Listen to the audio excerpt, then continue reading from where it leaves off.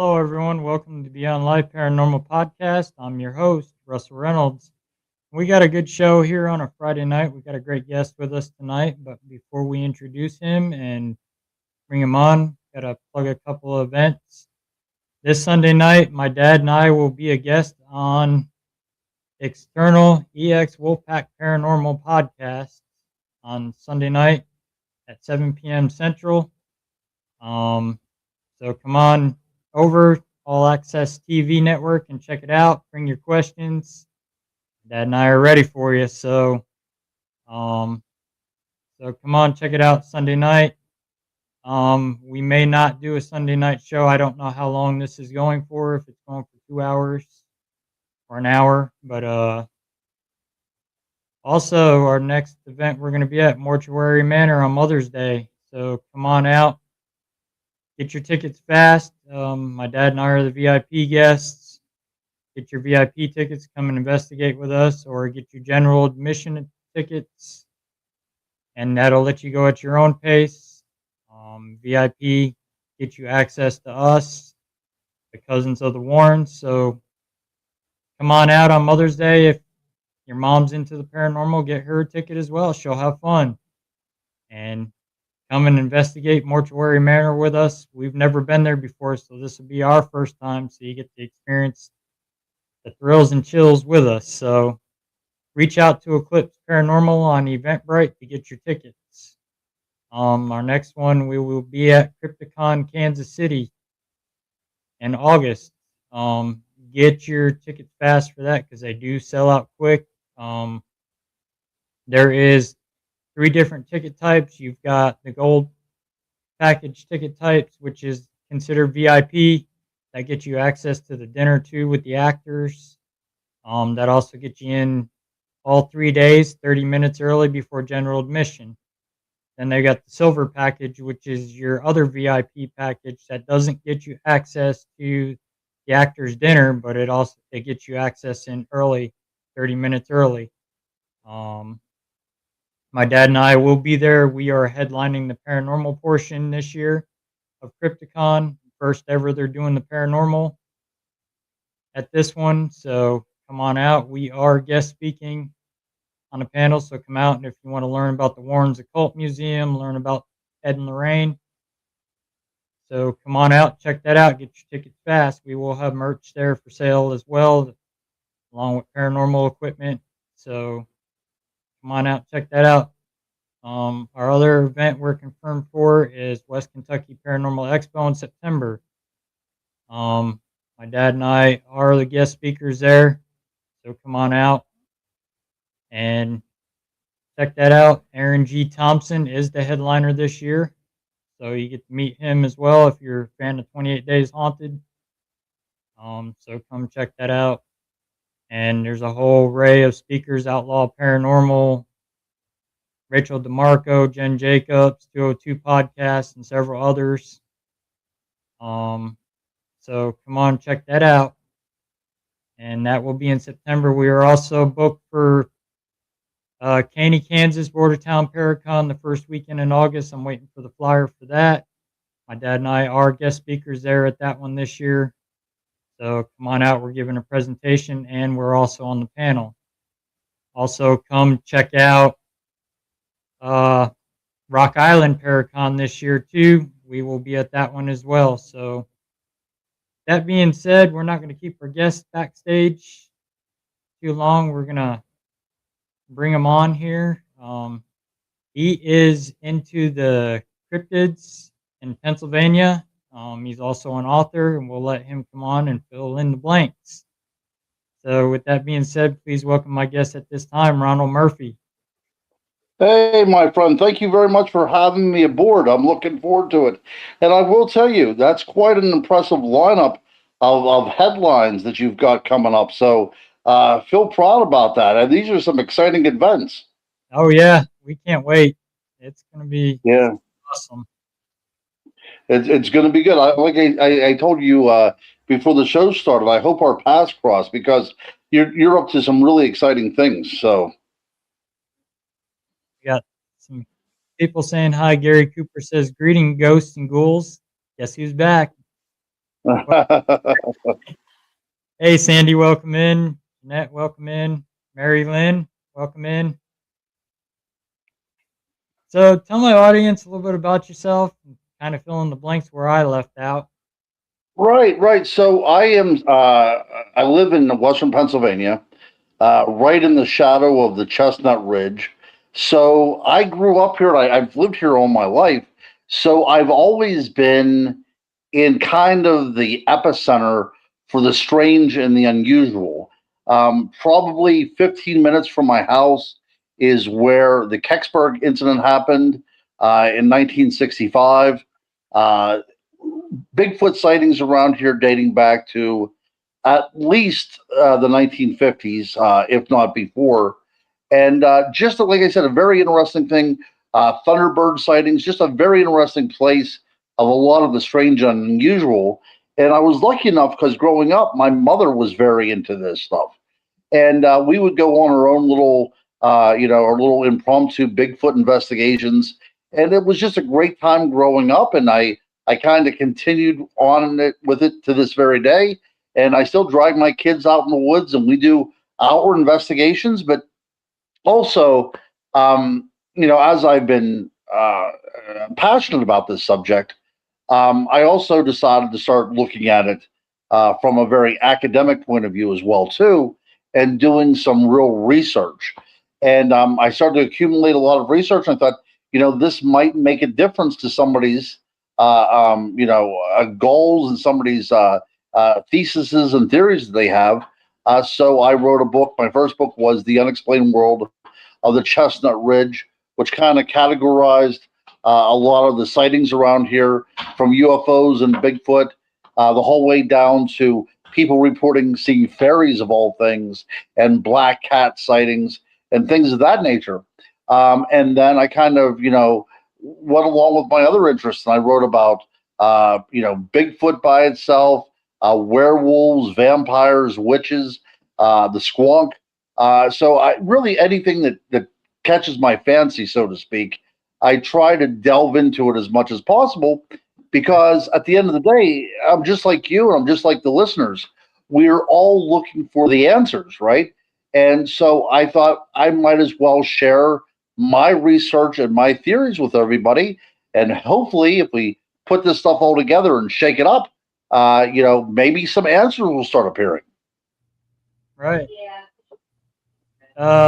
Gary Carpenter said you've probably heard of the snallygaster. So, right. So, being part of Appalachia, we have a lot of unique cryptids that other places in the country do not have, right? So, definitely the Squonk, which is almost entirely a figment of Western Pennsylvania. But we have the snallygaster, which can also be seen in places like the hills and hollers of West Virginia. So, it's kind of like a modern day dragon, I guess, if you will. This winged creature that often appears to be very reptilian. But yeah, so we have the snallygaster, we have the knot deer, which is an animal that looks a lot like a deer, but it's not a deer. The hide behind, the black dogs, or the fog wolves and smoke wolves and all that other kind of stuff. So a lot of unique cryptids to this area. Oh yeah, I did a little bit of research on that. I've did a few podcast episodes on like the feral people, stuff out of the Smoky Mountains and Appalachia, like Tennessee wild and stuff like that. Right. Yeah, I also teach a class at the local community college. I teach a class there on hauntings in the area, and because we're a part of Appalachia, we have a lot of the similar type of tropes in our hauntings. The lady in white, the Civil War soldier, crybaby bridges, all this kind of stuff, because we're part of that cultural influence, right? And I really love the idea of hauntings because, and I say this during my classes that I teach, ghosts bring history to life in ways that few other things can do. And they're bookmarks to history. And by studying by studying ghost stories, you really get to learn a lot of the history around here. And I think that if we would approach history in that manner, instead of spouting out names and dates, if we kind of put a face to historical moments, I think we start understanding the broader perspective of everything. And not only that there is a massive amount of history out there that really is left unknown, but Right. also it shows how interconnected everybody is as well. We're interconnected in life as well as death.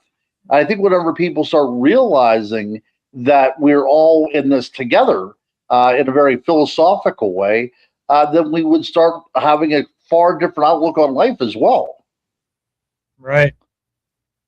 I agree. And I mean, I grew up on the East Coast, so I grew up in a little town called Callicoon, which was right on the border of New York and Pennsylvania.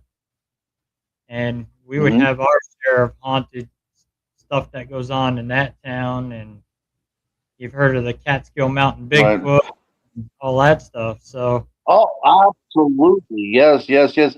And the Catskill Mountains and the Hudson Valley, they have their very own unique cryptids and hauntings there as well. And I like to talk to people like you because we get to taste a little bit of a different flavor, right? Because your cryptids and my cryptids, although they might be similar, they're still different enough, to have that their own little colloquial spin. And I do enjoy talking to people like that. That's one of the reasons why I like doing conferences across the country, is because I see so many different perspectives whenever people come up to talk to me. And that's how I truly learn even more about these subjects. right. And I talked to our Missouri Bigfoot guy quite a bit, Carter Burchard, who's got more than over 1,000 reports filed for the state of Missouri of Bigfoot sightings. And he's told me some interesting stories where he's watched one on a thermal camera walking upright like a human being and then just shrink to an orb and just disappear in front of his eyes. Wow. Wow. Yeah. So I didn't give those stories much credence. I was never really in the great ape camp, but I really didn't come very far away from the idea of the flesh and blood narrative. It just made sense to me. But I was doing a project with Small Town Monsters, Seth Breedlove and his group, and we were doing an investigation up on the Chestnut Ridge here in Western Pennsylvania, and we were doing a program on Bigfoot, and we did everything that people do on tape, which is Mm. basically trying to make fools of ourselves because we're trying to fit all these kind of investigative techniques into a 1 hour program. So we did the sound blast and the tree knocking and the hoops and hollers and all that kind of stuff. And then it was silent, like nothing was going on. And then all of a sudden, and this is the first time this ever happened to me, I start hearing out of the environment itself the sound of almost like clinging going on. It sounded like a wind chimes. I mean, really, that's what it sounded like. It sounded like there was a pair of wind chimes or a set of wind chimes up in the woods. And almost immediately after the wind chimes happened, the sound of wind chimes, then we start seeing these orbs of light. We saw three at a time. There was a bit of a cadence to them. They were bouncing. It looked like three people were carrying the cell phones out, is what it looked like. And we thought nothing different about that until these lights now ascended about 20 feet up into the trees. There was three different groups that were out, and each group was witnessing in their vicinity these orb phenomenon. I mean, there's no other way to describe it. So something very strange was going on. This went on for about an hour. It seemed as if the orbs were actually evaluating us, trying to figure out what was going on. They seemed to have intelligence to them. They seemed to have a sentience to them. And I wrote this all in a book called Lights in the Mist, which I not only covered my personal experience, but then I looked at experiences from people around the world.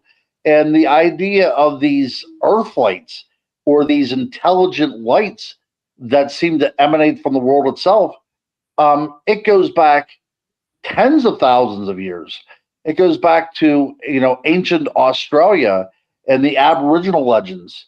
And it goes into modern day Switzerland and Sweden, where these things are still being seen, and places like Thailand and Vietnam that have a rich tradition. So really, every place around the world, in every country except in Antarctica, which I've never heard of, have experienced this kind of orb activity.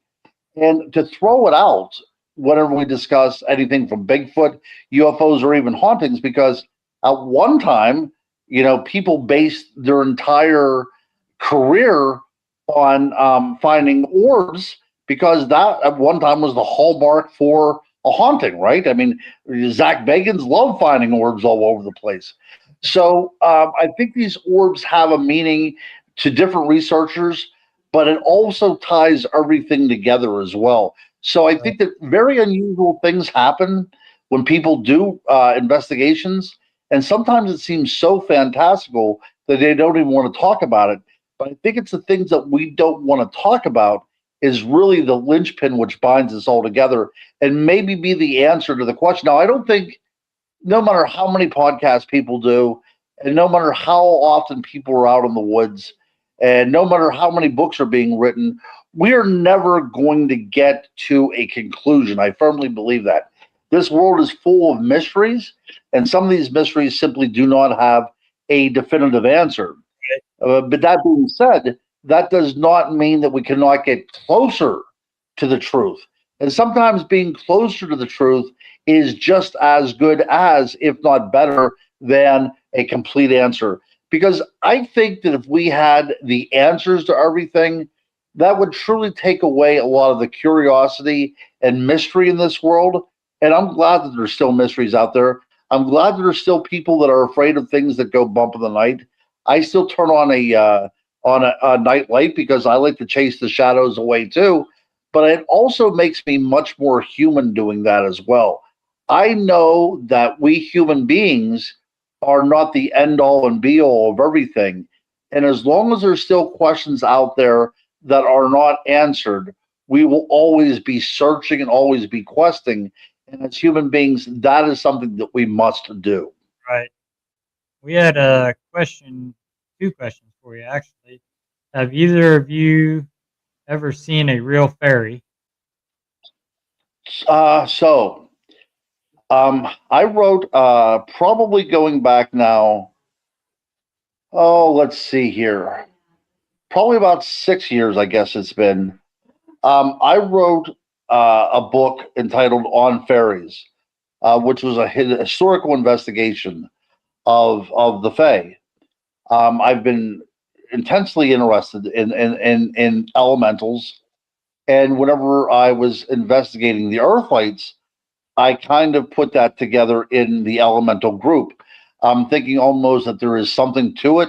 We're talking about intelligent energies coming from the earth itself. So maybe the lights that I witnessed were fairies or part of the fairy realm. As far as a winged creature, a small Marilyn Monroe type of individual, I've never seen anything like that. But I've been in places in the woods that I felt that I was not alone, and I felt that there was another intelligence out there with me. And if we want to call that intelligence a fairy, I think that that's quite appropriate. Right. Yeah, and that's the same for me. I mean, I've never actually physically seen one, but I've seen the little lights of them and Right. stuff like Right. that. So, C.S. Lewis, who wrote The Lion and the Witch and the Wardrobe, he wrote the Chronicles of Narnia. He visited a house, he claims, whenever he was a younger man, and it was haunted by ghosts and by fairies. And he said the fairies were far worse than the ghosts were. But the reason why I bring that up is because if we would look at accounts from the Middle Ages, um, a lot of times people thought that these weren't ghosts, that they were indeed fairies. So I think that ghost investigators need to take that in mind as well too, because are we really looking for disembodied spirits or souls of people left behind, or is it possible that there is another entity out there that coexists in this world with us that lives right beyond the veil that we cannot see through? I mean, these are things to take into consideration. Yep. Another question for you was Carol asked, Ronald, do you do gifting?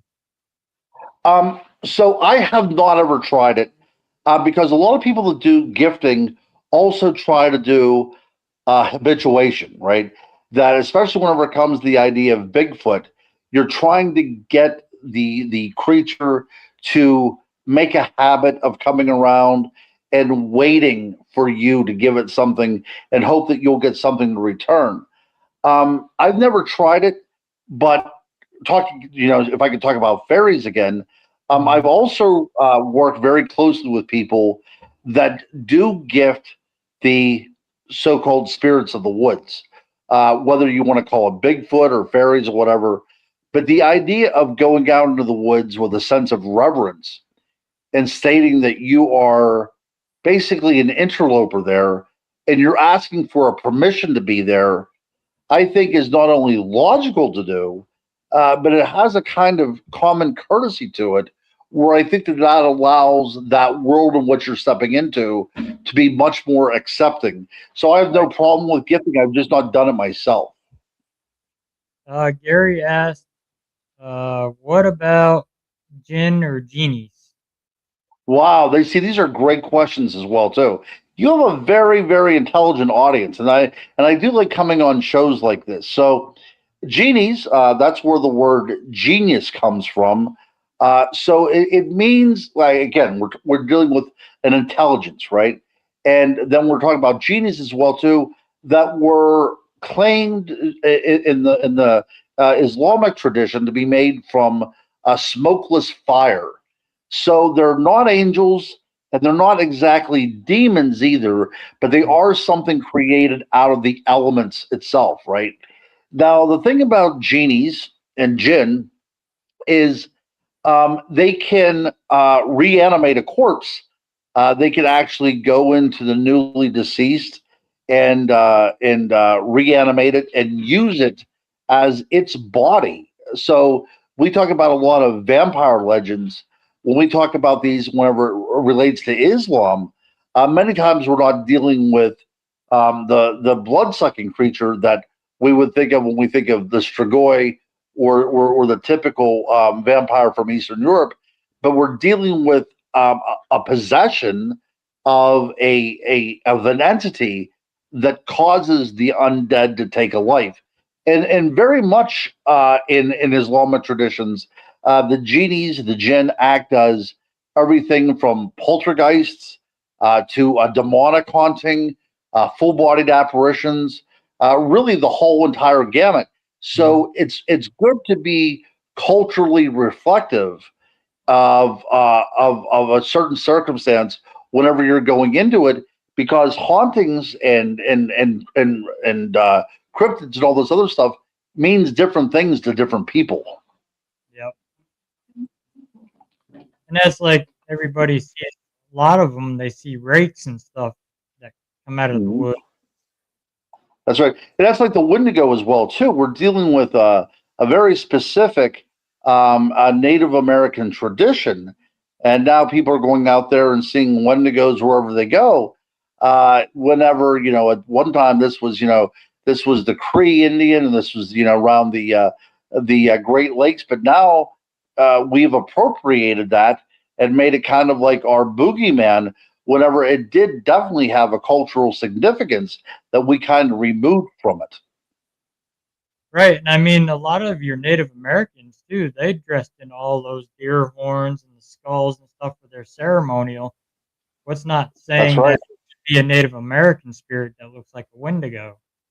That's exactly. And then you have the Irish god too, the Ceronius over there, which is depicted as a horned god as well too. So we do see this developing in cultures around the world. Any culture that is very close to the land and requires living off the land for survival, a hunter gatherer culture, I guess, if you will. they're always going to look at, especially the male version of animals within the region, because they have a virility and a power to them.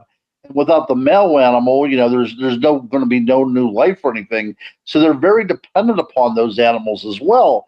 But when we look at the character of the Wendigo, most of the time these are things that are developed from witchcraft, not witchcraft in a Western tradition, a European tradition, but witchcraft in a sense of people being able to manipulate the world around them for ill or for good. But whenever we talk about Wendigo, when we talk about skinwalkers and things, there's no such thing as a good Wendigo or a good skinwalker.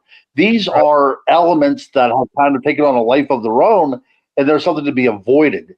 But like I said, we made these into boogeymen when in fact they mean something specific to whatever culture you're talking about. Right. Jeanette asks, do you think a lot of them might live underground or just another plane of existence? Right. So that's a great question. What is her name again? Her name is Jeanette? Jeanette.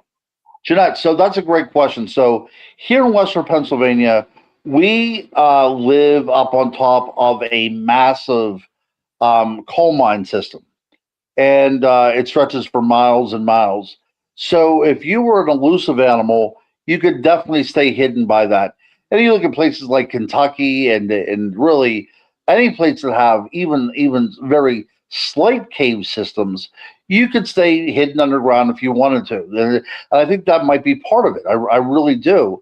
But I think that at the end of the day, I'm going to have to say that these are beings that exist on a plane of a different plane of existence. And I'm not saying it's like from another world. I'm talking about them being from this world. It's like the layer of an onion. Okay, we live on this one layer, and if you hold an onion skin up to the light, it's translucent. You can see through it, but you really can't make much out of it. You can see some shadow. So Right. what happens if the world is very much like that? What happens if we live on like the surface of this onion, but there are so many different layers underneath that? But every now and then, if the light is just right, that other side kind of shows itself through. Or Mhm. maybe, we look at again, look at cultures around the world. October 31st has significance even in Asian cultures, right? There's something magical about that particular time. June 21st, the same way.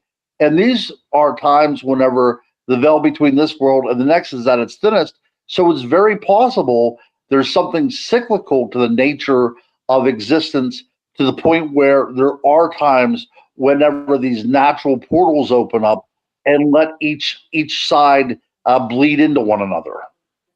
Right. Rebecca asked, what about the Jersey Devil? Okay, so good old Mother Leeds. This is going back. Usually, the story takes place before the Revolutionary War, or sometime right around that. Let's put it this way: America is in flux at very best. We don't stand on very firm ground. The world around us is very chaotic, and that is the world into which the Jersey Devil is born.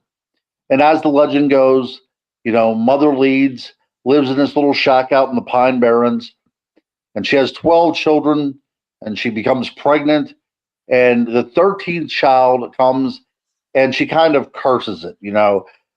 Raising that size of family, hard scrabble conditions in the Jersey Pine Barrens, so feeding a family that size would be quite difficult. So we can't fault her for being a horrible mother, but we can say that she definitely had some postpartum stress going on, because as the baby was born, she curses it, whether she says that she wants it dead or she says, let the devil take it, whatever particular story you look at. But the end game of the story is that she has this child, which is actually some sort of monstrous creature that has wings She bears it. It flies a couple times around the room and goes up out of the chimney into the night, never to be seen again by the Leeds family. But as tradition goes, it still haunts that particular area. It haunts it so much that the New Jersey hockey team even has it as a mascot, right? The Jersey Devils. Yep. So whenever this took place, it kind of took on a life of its own. And we can find newspaper articles in the early 1800s whenever schools were canceled in parts of Pennsylvania and parts of New Jersey because people had seen the Jersey Devil about, right? Whether flying about or in somebody's backyard. But the Jersey Devil is definitely a chimera of sorts. It has kind of this long neck, kind of resembles a giraffe and a camel. These bat-like wings, these hoofed appendages. But the hoof is very significant because that's synonymous with the devil. So that might be artistic license going on right there. But whatever it is an interesting looking creature that doesn't make any logical sense. Right. Now, skeptical people have said, because that part of New Jersey deals a lot with shipping routes, brought back a bat, a very specific type of bat, and I can't remember, maybe hammer-faced bat, hammer-nosed bat, something like that. But if you look at that really great woodcut of the Jersey Devil, the very iconic one, it does kind of resemble this very large bat that lives in the tropics. So people have suggested there was this bat that was transported on one of the cargo ships, bringing in bananas or something, and it got loose, and that kind of added to the story. And I'm not sure. I'm not sure exactly what it is. It's been one of my dreams to get to the Jersey Pine Barrens to see what's going on there, because not only is the New Jersey Devil said to live in there as well, but Bigfoot. And this is a really cool thing. And very few people talk about cryptopaleontology, or I'm sorry, cryptobotany. But there are people that have actually seen man-eating plants within the Pine Barrens. There was a report going back maybe 20 years ago when somebody reported coming across a tree that was in the process of devouring a deer. So it seems like some strange things go on in the Pine Barrens of New Jersey. But I would also mind you to be very careful there as well too, because for a while, probably up into the 1970s, the mob from Atlantic City would take the people that they eliminated and drop them off in the Pine Barrens. So I think that's a good place to bury a body. So just think about that whenever you're going out there looking for things that go bump in the night, because there might be other things out there besides monsters. Right. Jeanette asks, do you believe it's true about the big hole in Antarctica that has an ancient form of life living there? Yeah. So I'm a bit of a romantic whenever it comes to those things. But I also, so I have to be skeptical. I have to be skeptical because I do teach courses in not only the paranormal, but also in the cryptozoological as well, too. So I want to make sure that I'm at least logical about this. Do I hope that it exists? 1000%. But there's not been enough concrete evidence that I've read and researched that allows me to believe definitively that that is right there. But I'm keeping an open mind. Right. And Carol says, yes, the Pine Barrens are very creepy. See, Carol lives in New Jersey, so. Oh, right. Well, then we might have to go on a expedition there, Carol. Oh, she'd definitely be up for that. Yeah, I would love to be able to do that. Do you find in your Bigfoot research that they hang around near cemeteries quite a bit, or tragic areas where wars have happened. And Yeah, so that's a good question, and I think that when we look at Bigfoot, oftentimes they are around places where trauma occurred. Now, again, because I live in Western Pennsylvania, this was the site of the French and Indian War.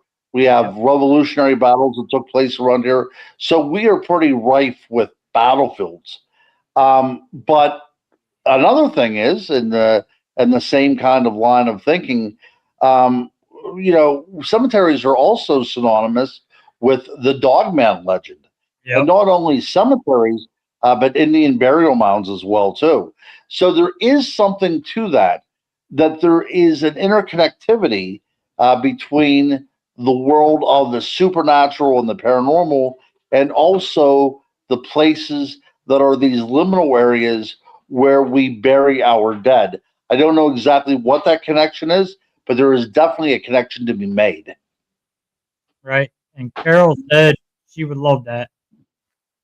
Well, hey, I'll tell you what, we're going to have to do that. We're going to have. So I'm on Facebook. Ronald L. Murphy Jr. is my author page, or Ronald Murphy. You can just like me, a regular page as well too. And I really do look forward to getting in touch with people, because I learn, like, every time I do a show, I learned something from the people that are asking questions as well. It's this interchange of information that is so very important. So whomever is out there that wants to get in touch with me, uh, feel free on social media. I'm on Instagram as well too. Yeah, look me up and we'll have a conversation. Have you found a lot of dogman sightings starting to pop up in Pennsylvania? I know we're starting to get a lot of them here in Missouri. Absolutely, there are. Yeah, absolutely. I've probably been investigating the Dogman in Pennsylvania for probably about 24 years. So it's been going pretty well. And I was actually investigating the Dogman before. I mean, that's whenever people still called it a werewolf, right? And then Mhm. the Dogman name kind of took over. But I've researched and I've done talks in the places like a Land Between the Lakes, and it's really one of my favorite subjects to talk on. Gary asked, "What would a dogman be doing in a cemetery or graveyard?" Okay, so this is a great question, okay? And I think one of the best ways to answer this is not looking in North America, but looking towards Africa of all places. And we could go back, 5,000 years ago, 6,000 years ago, and look at ancient Egypt. Whenever Anubis is the probably iconic dog man, a person with a head of a dog, in that case, it's a jackal. And we see that the god Anubis is actually quite ancient. It goes far beyond the pyramids. But from its very inception, it was associated with graveyards and these liminal areas where people bury their dead.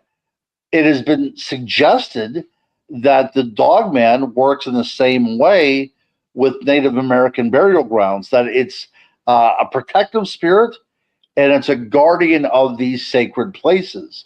And I guess by extension, you could say that they also are around cemeteries. So nobody really can explain why. But what I can tell you is through my research, I can show you going back at least 6,000 years with an unequivocal connection between the dogman or the lycanthrope or whatever you want to call it to cemeteries and graveyards as well. Well, that's like my cousins Ed and Lorraine. They worked a werewolf case. Oh, this is Uh going huh. back in, I think, like the 60s. Hmm. They worked a werewolf case up in Connecticut. Yes, yes. I do know of that case, as a matter of fact. I do know of that case very well. And a lot of people, whenever you hear that, they like to stray away from it, because we're talking about, what Hollywood imagines, a person being able to physically change into another form. but that's not necessarily what we're talking about. Probably 23 years ago, I interviewed somebody in Scranton, Pennsylvania, who had a dogman encounter. And it wasn't an encounter out in the woods, it was actually an encounter in a psychiatric hospital. He was working there. There was a full moon that night, and one of the residents said that he was going to be transforming into a werewolf. And after a few hours, the resident did transform into werewolf. Now, not physically, he didn't change physically, but his mind told Right. him that he was a different form. And all of a sudden, he had this kind of renewed strength and he became quite vicious. So, in his mind, he became a dog man, and everybody around him had to deal with that psychosis, because if you believe that you're something that you're not, you definitely can take on those attributes. And we could look at the Vikings when we talk about the berserkers. You know, people that donned the hides of a bear and took over that persona. And in that warrior class as well of the Vikings, there was also people that I believe they were called the Wolfdar, that took on the pelts of wolves and became these blood drinking savages as well. Right. And I've also noticed too, I ended up working a skinwalker case several years ago, and it was actually in a cemetery. And this thing, my dad went up into the cemetery by himself. He was just walking around. This hawk landed up in a tree. So my dad walked to it, and usually a hawk will take off when you walk towards it. This thing just vanished in broad daylight. And one of my members come and got me to come check out the woods back there, and there's that same hawk sitting in the tree right there in the woods looking at us. So Wow. it pinned my dad up against a tree, and he ended up having, like, it looked like a claw mark right here on his wrist. He ended up getting sick. He stayed in the car for the rest of the night. We started investigating back by the woods past dark, and one of my members decided to stray off and go down further. Well, she heard something walking at her, and she was like, in 5 seconds, was hiding behind me and wouldn't move. So we heard something up on the fence line, started walking up there, and a buddy of mine who's a paranormal investigator, he shined a flashlight down. He said, "Don't take one more step." He hit the flashlight down. There was a fence post sticking out, and I was that far getting impaled through my stomach. And right above our head, an owl lets out a hoot. Wow, wow, wow. That is incredible. That is incredible. And Wow, that's a great story. that was a Again, case. yeah, it shows everything is interconnected too. Yep. And with us, my dad and I are both part Native American because my grandmother was full-blooded Comanche. And so I think it kind of singled us both out as like another Native American tribe. They could tell that. I believe that. Sure. Yep. I think that they recognize their own. Yep.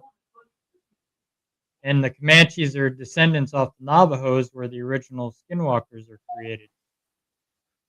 Absolutely. So yeah, that was, we went back a couple times during the day, but I showed some new members where that happened, but we've never been back there to investigate. Had a few other members. I told them to stay out of there, and they went back on their own. And they said they seen this squirrel. This squirrel couldn't even climb a tree. It was acting all sorts of strange and weird. And I know they shapeshift to animals, and they say they travel up to like 50 miles a night, and they frequent cemeteries digging up bodies to make more skinwalkers. Right, right, right. Yeah, absolutely. Yeah, it's all creepy stuff, man. Very, very creepy stuff. And that was the last time we went back there. We drive by it every now and again, but We don't stop. My dad will not walk. After that experience, he does not go in cemeteries. Wow. And yeah, he was sick for a couple days from it, and then that claw mark just kept reappearing. It disappeared, come back. I think it lasted for like Mm. weeks. Yeah. What does he think that happened? What is his conclusion? He believes it was a skinwalker. He could feel it wasn't something demonic Mhm. because with a demonic entity, you can feel a little different with that. You feel the more heavier pressure and all that if it's something demonic. And the heat, he did And not smells and things like that. Yeah. smell nothing. He just felt it when it pinned him up against the tree. Wow. Wow. And it's crazy stuff. I mean, we're both hunters. I grew up in the woods since I was 6 years old, and I mean, we've captured strange stuff on game cameras in the woods. We were deer hunting one morning, and it just broke daylight, and my camera pinged on my phone, and I look at it. Here's this strange mist going in front of the camera, and it's just floating there, and it's just probably about this wide, and we look out to the deer stand because we're not too far from the camera, and I'm looking down there, and you could see it with your own eyes that it was just sitting there floating, and then it just disappeared. Wow. Wow. That's see. I envy you guys. You have so many great stories, and I have stories as well too. I mean, I've witnessed things that I cannot rationally explain, but you guys have been through some stuff. Oh yeah, and down there, used to be a house down there, and a little girl had fell and broke her neck off the front porch in the 1800s, and so we've got our strange stuff here. Plus, our land is all tainted with blood and stuff like that from the Civil War, and then we've got the Mormon massacres. Absolutely, Now, the that's first night right. That's I did, right. Yeah. I investigated Hans Mill Go for the ahead. first time, and that day, we went down there during the day. You could smell a dead smell, like something decaying, like a dead animal. We go back. Wow. We go back that night. The smell is gone. We don't smell Hmm. nothing. We're standing there, and there's a creek there. There's woods on the other side. This is an open field, and we're hearing something being thrown into the water, like rocks. Hmm. And Yeah. dunk it. Couldn't figure out You what. have no. You, yeah. You don't think that was connected to the demonic at all because of that smell of rotten meat? It could be because of the land. It was. I mean, they slaughtered men, women, children. They didn't care who they slaughtered down there, and the Right. bodies Right. were thrown down a well. So, and Oh, the well's yeah. below, so they can't find the bodies. Yeah. Do you Yeah. Do you know if anybody tried to do any kind of ritual on that property that might have opened up a door that they They couldn't shut? they could have Yep. because that Yep. property was a big party place for kids. They knew it was haunted. So they'd go down there and Yep. have Amen. Yep. play with their Ouija boards down there, and they do all kinds of stuff down there. And they used to take their trucks and rip Yep. up the land. And now that they got it all fenced in, the Mormon church stepped in. They pay paid it to have it all fenced in. You can't drive a vehicle out there. And now the cops Mm. actually patrol it. We're the only Yeah. one And that happens. there. Right. And that happens a lot in my area as well too. These places that were considered um, not so much sacred, but these were places where some pretty bad things happen, right? And people would go in there with Ouija boards and they try to contact spirits, and what they're doing is they're opening up doors that they can close because it's you have no idea who you're going to talk to. You have no idea who you're going to contact. Yeah. Gary says, "Do you remember that guy who was talking to a lady dispatcher and he'd seen a creature? She asked to describe it. and he was cut off. I do remember that, as a matter of fact. Yeah. Now there's quite a few of those going around. One of them, whenever there was he called the dispatcher, and there was something in his yard, and he kept on talking, and she said that she was going to send out the police. I'm not sure if that's the one that he's talking about or not, but I know there were several out there that were making their rounds for a while. Carol asks, what do you think about locations that have limestone and water near? Carol, excellent question. So, what I do whenever I do a lecture about ghosts and hauntings is point out immediately that there are some geological, environmental factors that go in to the manifestation of spirits. And that's just the way it is. If you look around the world, that's just what happens. In my area, limestone, you look up at places like New Hampshire, the Granite State has a lot of UFO sightings up there. As a matter of fact, the Barney and Betty Hill incident, one of the most researched alien abduction instances, took place up there as well too. And we look at castles over in Europe. The idea of the stone tape theory that holds residual hauntings into place. But limestone, definitely one of these things that is a battery, I guess, by which the spiritual draws energy from. Also, things like running water, well, that's not natural, but train tracks nearby seems to have some sort of stored kinetic energy. Power lines as well, too. And whenever I go in to investigate any kind of haunting, these are the things that I look for. But absolutely, getting back to your question, if there is water around and there is limestone around and other certain rocks as well too, without a doubt, you're going to say that this place, while it may not be haunted, it has the ideal conditions for a haunting. Right.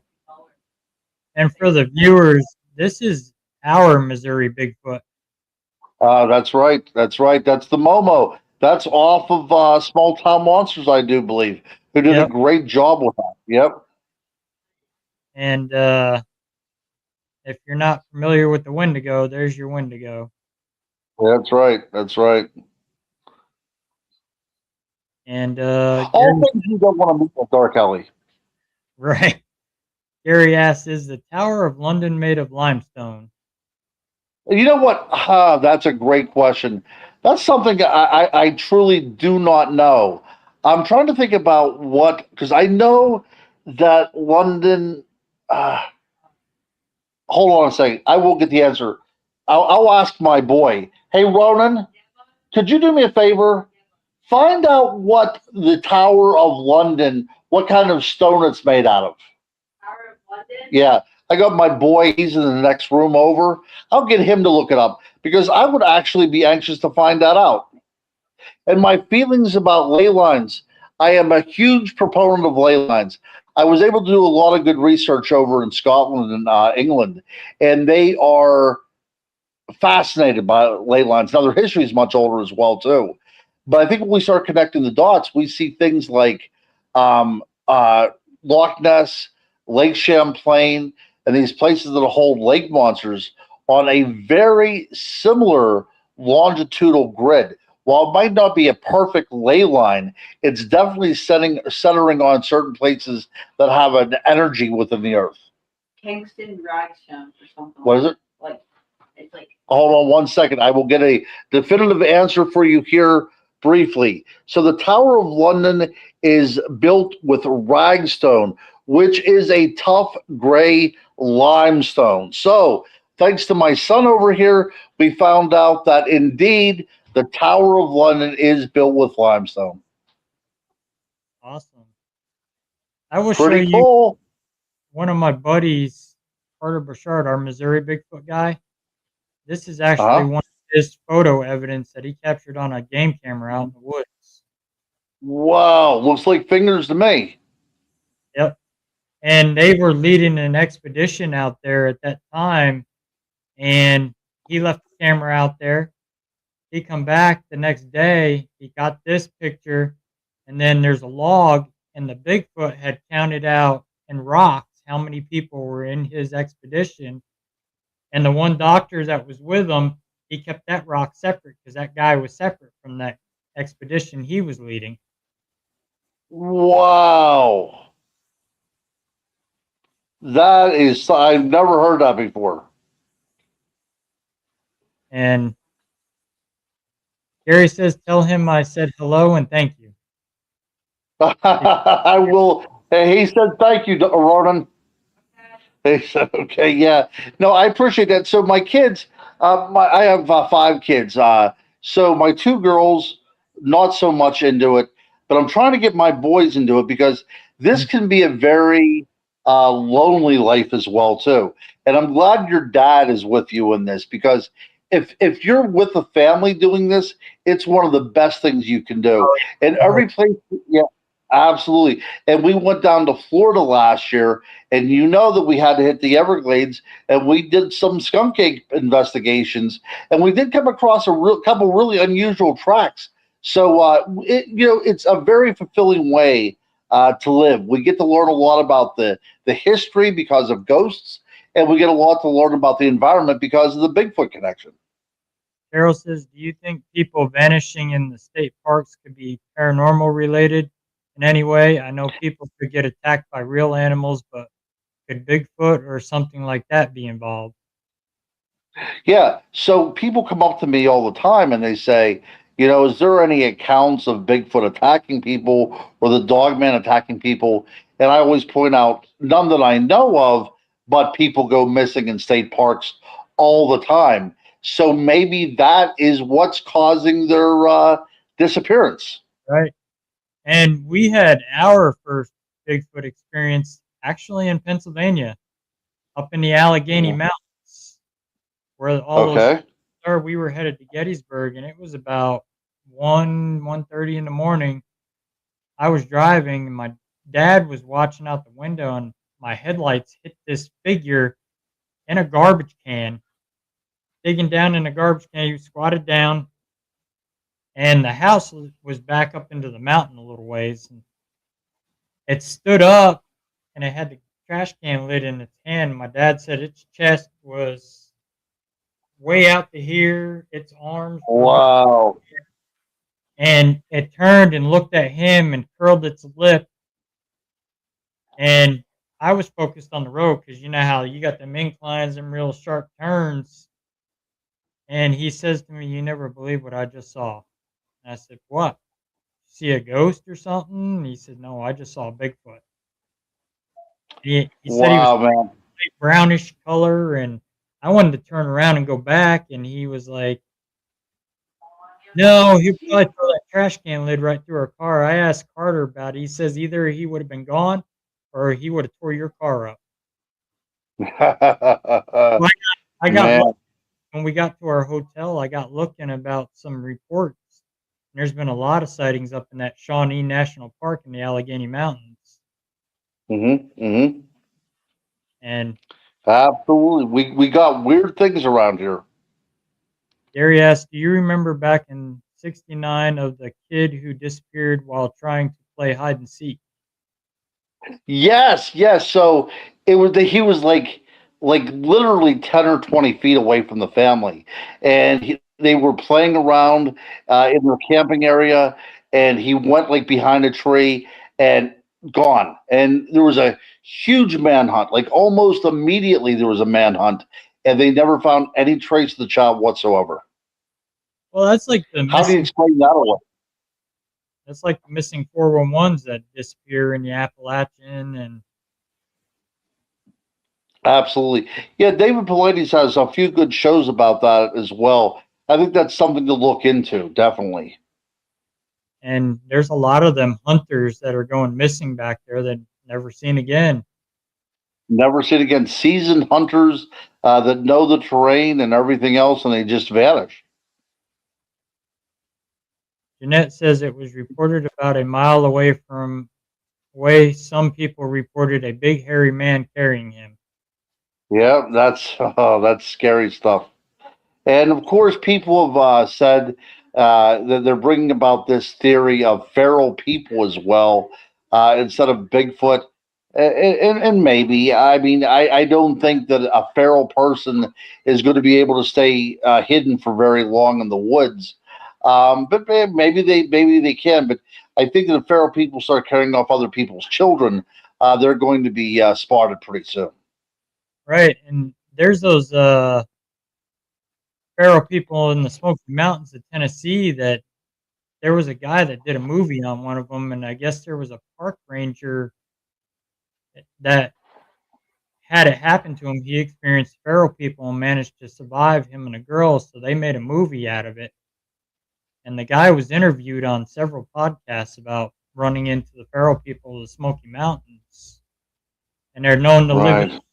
the old mine shafts, and they're Yeah. cannibals.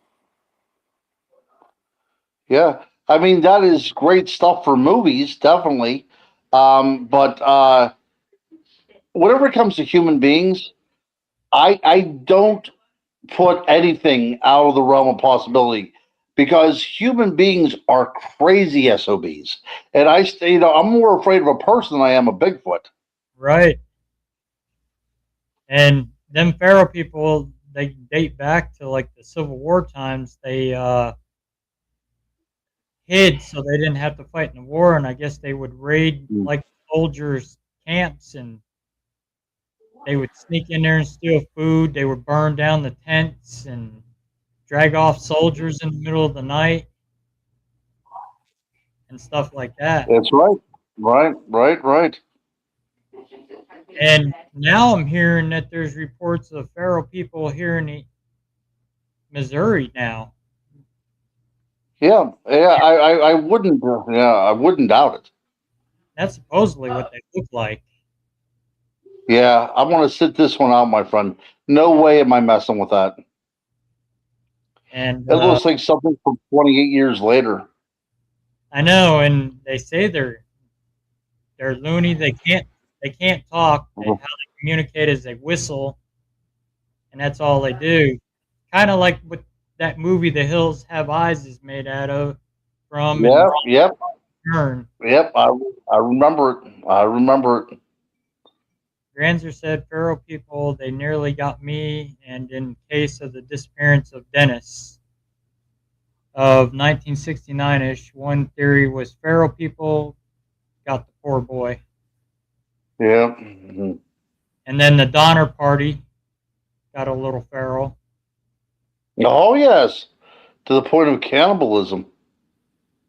And Ned asked, wasn't The Hills Have Eyes based on a true family? Yeah, it was. That. Yep. Very true. Very true. And that was Yeah. based on a West Virginia family. Yeah. There's also a family in Scotland. Oh, I'm trying to remember what the name was. Oh, I can't think of it right now.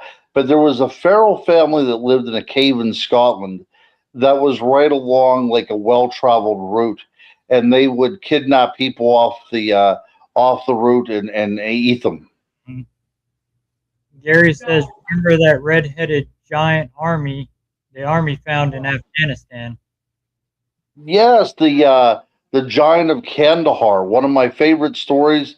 I would love to see there's some sort of proof about this. I've seen nothing from the army, and unfortunately, the only interviews I've ever seen were not people that actually served in that particular unit, but people that heard about people that served in that unit. Giants, especially red-haired giants, not only in Afghanistan but also in Lovelock Cave in Nevada. These stories are all over the place, and I really am intrigued by giants. Yeah, and I've heard of that. And then, well, like the Tennessee wild man is supposed to be like a giant human being Huh? as well. Sure, sure. And he's spotted a lot in the Smoky Mountain regions and goes all the way up to the Appalachian. Well, that's like West Virginia's got the screaming woman of the woods in the Mm-hmm. Appalachian. That's right. About that Yep. lumber. What? one of those local legends. Absolutely. And you're down near like York, Pennsylvania. There's an old urban legend out there called the Seven Gates of Hell. That's right. Yeah, I'm not too far away from that, but yeah, that's one of those legends as well too. That there's certain areas in the on the earth, whether you're talking about ley lines or whatever, but there's certain places around this globe that there is entryway into hell itself, and I live not too far away from one of those. Yeah, I remember the story when I first started my paranormal career about the Seven Gates of Hell in York, Mhm. and we were planning on going out there to investigate it, and we just started having all these strange experiences, nightmares, and I was like, no, that's a warning sign not to go out there. Which Amen, brother. Amen. I ended up writing a short story about Seven Gates of Hell for a Halloween Really? year called Hell in the Woods. Very nice. Very nice. I gotta hear this someday. Yeah, I'll send you a copy of it. Somebody asked me for Halloween one year to write it for a site, and I wrote it, and it came out pretty good. And now it's being turned into a movie, Very cool indeed. I'll be which, looking forward to that. which is written by me. All right. Okay. Nice. Nice. Nice. I put a Yeah, little I'll be definitely. twist on it. It's still going to I'm incorporate looking forward to this. the actor, but it's got a little twist on it. Sounds good, brother. Sounds good. And I'm one of the ones that star in it. So, Oh, there you go. You're like Michael Landon from Little House on the Prairie. You write, direct, and star. That's good. yep, that's it's gonna be a good movie. It's about done. I've got a few more of the kill scenes in it that I've got to finish tweaking a little bit, but all the scripts and everything is all done for it. Wow, that's impressive. Yeah, I've been working on that since January of last year, So wow, and I've wow, been talking with some film guys, so we're gonna get the wheels in motion on that, and I've got several people that are gonna star in it. So perfect, perfect. Yeah, I'll be looking forward to that, my friend. yeah, it's gonna be good. It's gonna be a big production movie. I've got several locations, especially for the old asylum part. I've got a place here in Missouri that I'm going to talk to the owners. That it looks like it's an old reform school, Oh, okay. and You it's might be able to find some other ghosts in there besides your movie. yeah, it's haunted. There's confirmed deaths. A girl, 11-year-old girl, died there. She dove off the roof Oh my goodness. because of the poor treatment when it was a military reform school they were putting them through. She couldn't Sure. take it. She dove off the roof. Mm. Granzer said in that they were close to that region during that time of the supposed sighting. They said yeah, something like that would get out big time at the time, yet they never heard anything. So about it, so I figured it's just made up. Yeah, it just might not be very well researched. Right? Granzer also said Ronald Bigfoot tries to get pictures of Russell Reynolds of Beyond Life Paranormal podcast. Love it, love it. He probably does. Doubt it. There's probably a lot of things that He try has to to get. prove. Yeah, he has to prove to his other Bigfoot friends that he saw you. Yeah, that we're out there hunting them. I'm sure they're hunting us as we're hunting them. So I'm sure that's the case. I know ghosts do. Oh, without a doubt, they know that you're there. Sure, they do. Oh yeah, especially your darker stuff. They're hunting you as well too. Oh, they probably been hunting you before you started hunting them. Oh yeah, they know everything about you. They know your life history, your family, everything. That's They're right. That's why they can attack your vulnerability. yep. I'll show you another interesting. This is another one of Piece of Carter's images he got. Now a Oh family yeah. that he works with, they live off the land, they grow their own food, they're homesteaders.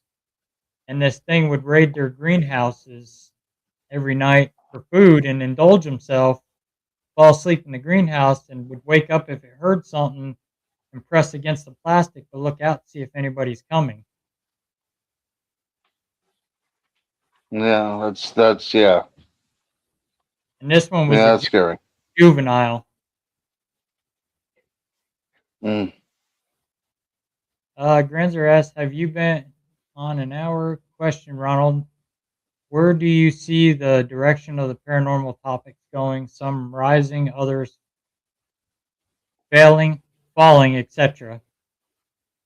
Yeah. So whenever it comes to the world of the paranormal, I think that it does go in waves and popularity, and it goes by topics as well too. People are fascinated with anything that is unexplained, and they're also always going to be fascinated about that ultimate mystery in life is what happens after we die. So we're going to have things that are tried and true all the time. Now, what will come and go as a fad will be how we interpret and how we contact that other side. In the late age of spiritualism, that maybe started as late or as early as 1790, and definitely existed into the early 1900s for that period of couple hundred years. People were using Ouija boards. They were forming religious cults around this kind of stuff in order to get in touch with the other side. So I think that we're going to always have people out there searching, and we'll always have people that are trying to capitalize on that by saying that they have answers or they can communicate with the other side. I think that's always going to be with us, and it's going to be the way people interpret that communication is what's always going to be the thing that changes. Granzer said, like it seems Bigfoot is big in the news, but not about sighting. Will this debunking push Bigfoot to say the realm of the Loch Ness Monster, where Mm. we have not had a sighting in decades? Right. So I know that there's a lot of sightings of Bigfoot going on in Ohio, and they started to go into the southern part of western Pennsylvania. So I know that was going on for a while. I don't think that Bigfoot will ever get relegated to the idea that it was created by a hoax, because it wasn't. Bigfoot has been around with Native American cultures and in Native American legends for hundreds of years. So the Patterson Gimlin film in no way created the mythos around Bigfoot. It made it culturally relevant. It disseminated in the television, but it does not mean that that's where Bigfoot ends or where it begins. It's a totally different subject outside of the Patterson Gimlin film. As a matter of fact, I wrote a book entitled On Wild Man, Tracking Bigfoot Through History, and I don't even mention the Patterson Gimlin film in it, is because it is so divisive. Right. Uh, Granzer asked, Ronald, which is the best documented Bigfoot encounter? A. William Rowe encounter, 1955. B. Patterson Gimlin film, 1967. C. Ape Canyon incident, 1924. D. Albert Ostman abduction, 1924. E. Other. Well, I think without the William Rowe encounter, we would not have the Patterson Giblin encounter. I think that Patterson borrowed a lot off of that to make a female Bigfoot in his film. And I think there's a lot of stuff happening uh, behind the scenes on the Patterson Gimlin film to at least lead me to believe that there might have been some chicanery going on. I don't think for a while, I don't think that it was an actual honest to goodness Bigfoot film. I want it to be, but I think there was um, uh, enough gray area to think that that might not have been what was filmed. But I think the Osman case is very interesting because he claimed to be kidnapped by Bigfoot. The Eighth Canyon case is very interesting as well too, but we are forgetting that the Eighth Canyon investigation had a very spiritual side to it as well. The people who were involved in that incident thought that these were some sort of demonic creatures. They thought that they were led to their particular mine by the manifestation of God. It was their destiny, and these kind of demons came over to drive them away. So, whenever you look at all these cases very closely, there is that supernatural element or that human element that makes you think, is this too much woo for me to believe? But in the realm of Bigfoot, I'm going to say the most tantalizing evidence that we have is from Native American research, or I'm sorry, Native American traditions, going from the totem pole down to the stories of the Rock people and the Laurel people, of the Cherokee, and like I said, if you look at all cultures in the United States, as well as the First Nation cultures in Canada, they all have this understanding that there is the hairy man that lives out there. Hmm.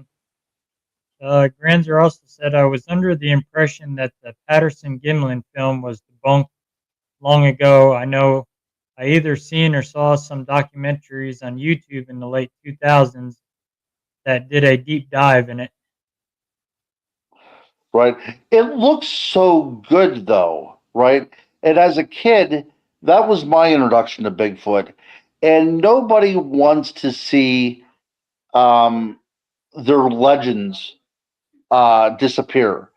I would hope that the Patterson Gimlin film was genuine, but again, we know Roger Patterson left for a few hours the morning on which it was filmed. He went to the camera specifically to film a Bigfoot. He told Gimlin not to shoot, and we know that the figure filmed on that camera was only about 60 feet away, so they were literally right up on top of it. So there's a lot of that stuff to say. It doesn't sit well with me. So that's the reason why I think it was a hoax. I'm sorry about that. I'm starting to get a little sore throat here. All right, I'm good. Richie said, my people believed in hairy man, Yeti, and Bigfoot. Richie's Sure. Cherokee. Fantastic. Yeah, absolutely. And like I said, we're not. I don't want to appropriate the idea of the hairy wild man or the Bigfoot, but in these cultures, these Native American cultures, there is a spiritual element to these creatures too that we simply cannot understand. Yep. And I mean, even in Native American drawings, you've seen them for where they drew them in caves and on stuff. Sure. And Bigfoot drawings. Yep, and so did the Aborigines in Australia as well too. If you want to think about the Yowie, so they've been with us, from the very dawn of our human history. Right. And I don't think they're out there to hurt anybody. They just want to be left alone. That's why they throw things at you. They're like telling you, hey, back off. We don't want to be bothered. Amen, brother. I believe that wholeheartedly. Wholeheartedly. Yeah. Buddy, I hate to do this to you. I'm going to have to, unfortunately, call this a little bit short. I'm having some difficult time right now with my throat, and I think I'm about an hour and a half is about all I've got in me, my friend. I apologize profusely, and especially to your wonderful, wonderful, your family right there, your community. What great questions and everything like that. And if they would like to have me back, I would love to do this again. Definitely do a part two. If people want to get a hold of you, how can they get a hold of you to book you for Paracons? Okay. Like yeah, because I'm still looking for Paracons to be booked at this year. So my email is Ronald L. Murphy Jr. at yahoo.com. So my full name, Ronald L. Murphy Jr. at yahoo.com. Or you could go to my website, which is ron-cryptoguru.com, and you can message me on there as well too, or social media, Ronald L. Murphy Jr. or Ronald L. Murphy at various places. Like I said, you go to Instagram or to Facebook as well too. Okay. And I thank you for coming on tonight. We'll definitely get you back on for a part 2. Yep, my pleasure, my friend, my pleasure. Like you said, today I had a rather long day at work, and I thought, this is going to be, and it was a great show, no doubt about it. But my throat just won't let me continue any longer, buddy. That's all right. We'll definitely get you back on. Thank you, my friend. We'll talk to you soon, and thanks Yep. to all of your listeners as well. All right. I'm going to put you backstage, close the show out, and I'll be with you in just a minute. All right, guys. Thanks for tuning in tonight. I hope you guys found the show informational. We will not be on Sunday night for our usual Sunday show because my dad and I are both guests on a podcast. So come check us out on Eternal X Wolfpack Paranormal Podcast on All Access TV Network Sunday night, 7 p.m. Central, 8 p.m. Eastern. My dad and I will both be on there.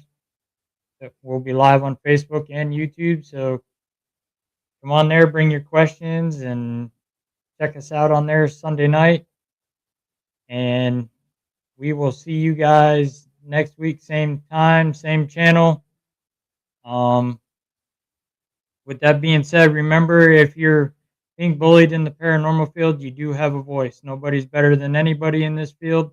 We're all after the same common goal to prove the existence of life after death. So with that being said, everybody, have a good night. God bless, and we will see you again soon. Same time, same channel. Ignore the outro. I still haven't had time to change it. So that being said, see you guys again soon. Have a good night, everyone. Stay safe out there if you're investigating and traveling this weekend.